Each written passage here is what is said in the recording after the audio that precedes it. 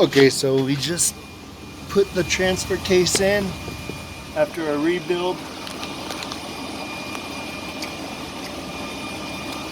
and I just wanted to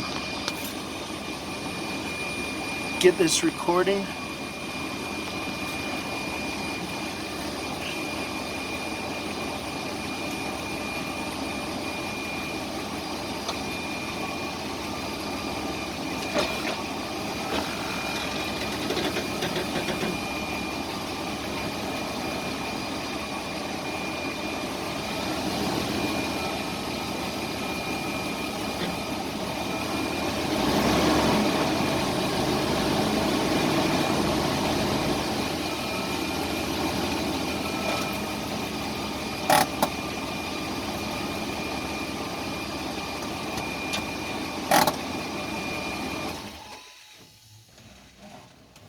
Sure is quiet. Yep.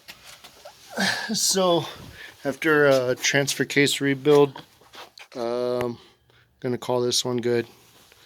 The progressive clutch was bad in the transfer case.